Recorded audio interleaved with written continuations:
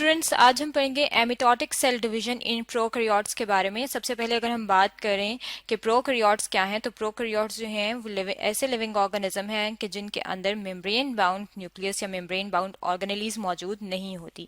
और अगर हम एक एग्जाम्पल लेना चाहें प्रोकैरियोट्स की, तो सबसे कॉमन, सबसे आम जो एग्जाम्पल है वो है बैक्टीरिया। यहाँ पे जो आपको सामने ये वाली डायग्राम नजर आ रही है, ये बैक्टीरिया की है। और बैक्टीरिया एक माइक्रो ऑर्गेनिज्म है, यानी कि ये हमें आम आंख से नजर नहीं आता, इसके लिए हमें माइक्रोस्कोप इस्तेमाल करनी पड़ती है।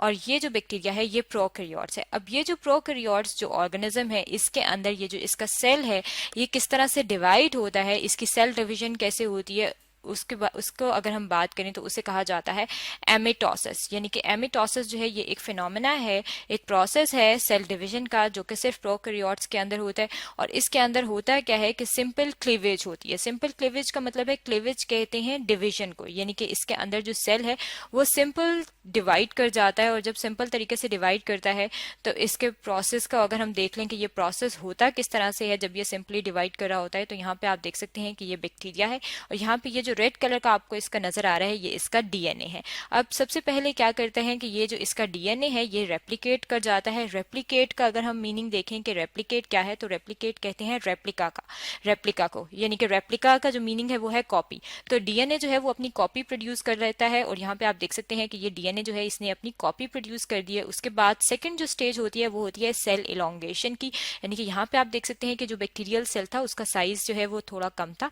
लेकिन यहाँ पे आप देखें नंबर 2 स्टेज जो है, यहाँ पे आप देख सकते हैं कि ये जो सेल है ये इलोंगेट हो गया है, यानी कि थोड़ा सा लंबा हो गया है। अब जब ये सेल इलोंगेशन हो जाती है तो उसके बाद एक सेप्टम फॉर्मेशन होती है। और यहाँ पे ये आप देख सकते हैं कि ये यहाँ पे ये वाला जो पॉइंट है, यहाँ पे अगर हम इसको ब्लैक कर लें तो यहाँ पे जो है ये एक डिप्रेशन सा बन रहा है। यहाँ पे ये हमने ब्लैक डॉट लगा लिए क्योंकि यहाँ पे जो है ये वो पॉइंट है जहाँ पे सेप्टम फॉर्मेशन हो रही है। और जब सेप्टम फॉर्मेशन होती है तो ये जो सेप्टम है यहाँ पे क्रोमोसोम्स जो है, सॉरी, ये जो इनका डीएनए है ये क्या करता है, ये इस पॉइंट पे यहाँ पे इनके साथ अटैच होता है। अब जब सेल सेपरेट हो जाते हैं दोनों, जब ये सेप्टम जो है वो पूरी तरीके से डेवलप हो जाता है, तो क्या होता है कि ये जो इसके अंदर जो इसका डीएनए था वो यहाँ पे आ जाता है। और ये जो पूरी जो है ये सेप्टम जो है फॉर्मेशन जब हो जाती है तो हम कहते हैं कि 2 डॉटर सेल बैक्टीरिया के जो है वो प्रोड्यूस हो गए हैं।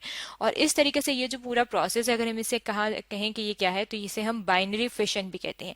लेकिन यहाँ पे आप देख सकते हैं कि ये जो इसका डीएनए है, अगर हम इसकी बात करें कि ये इक्वल साइज में प्रोड्यूस हो रहा है।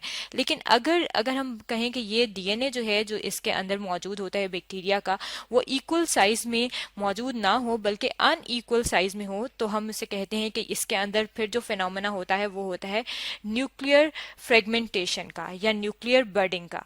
अब अगर हम बात कर लें कि न्यूक्लियर बर्डिंग या न्यूक्लियर फ्रेगमेंटेशन जो है वो क्या होती है, तो उसके अंदर यहाँ पे आप देख सकते हैं कि ये जो है ये न्यूक्लियर बर्डिंग या न्यूक्लियर फ्रेगमेंटेशन का प्रोसेस दिखाया गया। यहाँ पे आप देख सकते हैं कि ये जो इसका हेरिडिटी मटेरियल है, यहाँ पे आप देख सकते हैं कि ये छोटी छोटी इसमें से आउटग्रोथ्स बनी हुई हैं, इसे हम कहते हैं कि ये न्यूक्लियर बर्डिंग है। और यहाँ पे ये आप देख सकते हैं कि ये भी क्या कर रहा है, अपनी कॉपी प्रोड्यूस कर रहा है।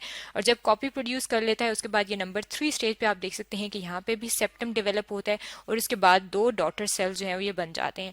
और ये जो प्रोसेस होता है ये भी बैक्टीरिया के अंदर ही होता है, लेकिन ये अगर हम बात करें बैक्टीरिया के अलावा और कहाँ पे होता है, जो 2 ओल्ड टिश्यूज होते हैं, यानी कि जो पुराने टिश्यूज हो जाते हैं उनके अंदर भी ये होता है। और जो डिजीज टिश्यूज होते हैं, यानी कि कुछ ऐसे लिविंग ऑर्गेनिज्म की बॉडी के अंदर जो उनके टिश्यूज होते हैं जिनमें कोई ना कोई बीमारी होती है, अगर उनके अंदर डिजीज हो तो उनके अंदर भी ये प्रोसेस जो है न्यूक्लियर फ्रेगमेंटेशन का या न्यूक्लियर बर्डिंग का ये होता है।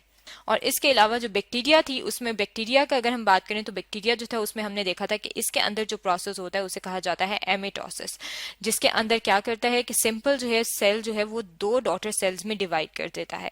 और ये किसके अंदर हो रहा है, ये प्रोकैरियोट्स के अंदर हो रहा है, क्योंकि बैक्टीरिया जो है ये एक प्रोकैरियोट है।